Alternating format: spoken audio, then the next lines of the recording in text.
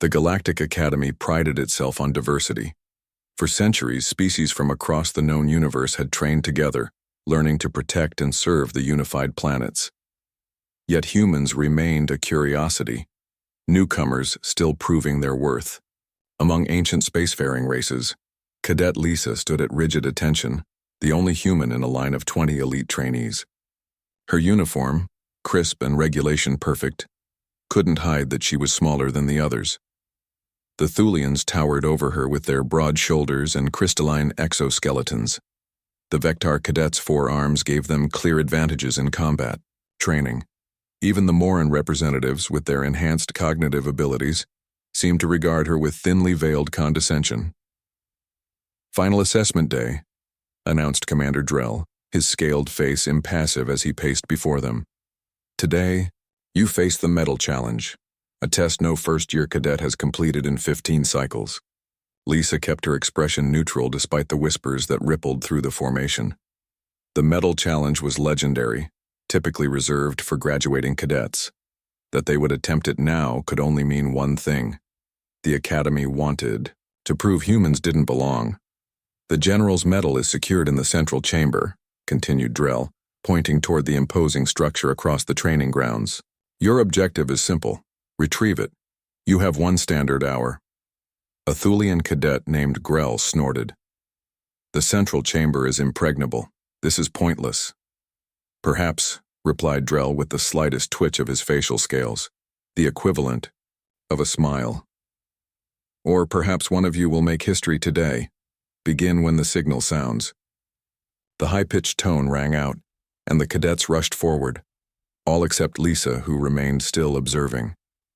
The central chamber was a featureless dome with no apparent entrance, surrounded by sensor arrays and defense systems.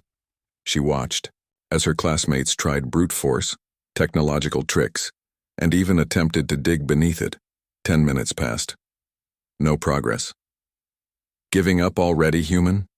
taunted Joel, a Vector cadet, as he passed her on his way to try another approach.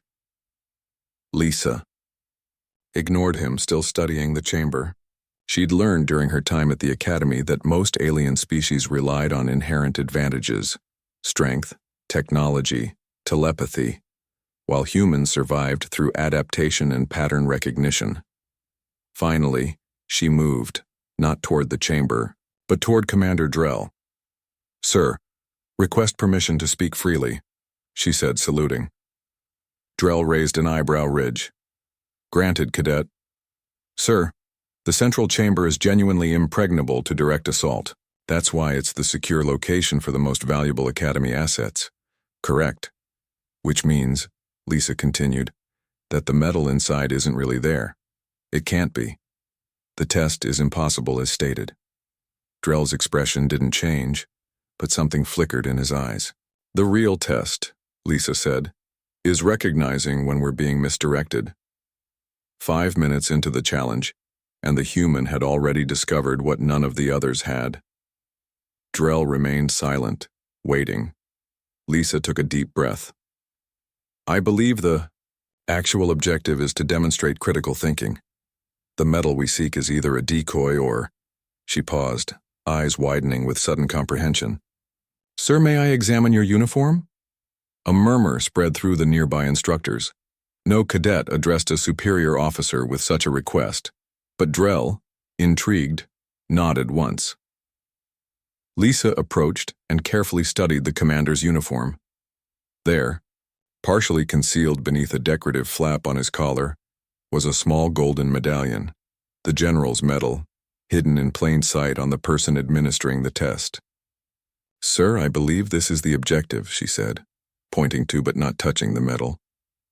Drell's scales rippled with what Lisa had learned was amusement. "And how would you retrieve it, Cadet?" "By requesting it, sir. As per Regulation 7B of the Academy Code, any cadet who correctly identifies a training scenario's true nature may request the immediate disclosure of training materials." Commander Drell stared at her for a long moment before his face broke into the closest approximation of a smile his species could manage. He unpinned the medal and placed it in her palm. 5 minutes, he announced loudly enough for all to hear. Cadet Lisa has completed the medal challenge in 5 minutes. The other cadets abandoned their futile efforts, gathering around in disbelief. Grell, the Thulian, was the first to speak. That's impossible. She cheated. Did she? Countered Drell. Or did she simply observe what you all missed? While you attacked the problem with your natural advantages, she questioned the premise itself. The Academy's senior officers had gathered now, including General Vox himself, a legendary figure, rarely seen by first-year cadets. Well done, Cadet, the general said, his voice resonating with authority. For centuries, we've used this test to identify those who think differently. Every species has its strengths, but few recognize when to use them and when to set them aside. Lisa stood tall despite being dwarfed by those around her. Thank you, sir. The human race is young among us, General Vox continued, addressing all present. They lack our physical prowess, our lifespans, our inherent connections to technology. Yet they consistently accomplish what should be impossible through observation, adaptation, and challenging assumptions. He nodded to Lisa. Keep the medal. Cadet, you've earned it. Later, as Lisa polished the small medallion in her quarters, she reflected on the day's events. The other cadets now regarded her differently, not necessarily with respect, not yet, but with new awareness. She had proven not just her own worth, but had created an opening for future human cadets. The medal gleamed in the light. It wasn't just a trinket. It represented humanity's place among the stars, earned not through overwhelming power or ancient knowledge, but through the uniquely human ability to see beyond the obvious, to question, to adapt. Tomorrow would bring new challenges. Other instructors would test her, perhaps even more rigorously now. But today, in just 5 minutes, a human cadet had made her mark on the Galactic Academy, and that was just the beginning.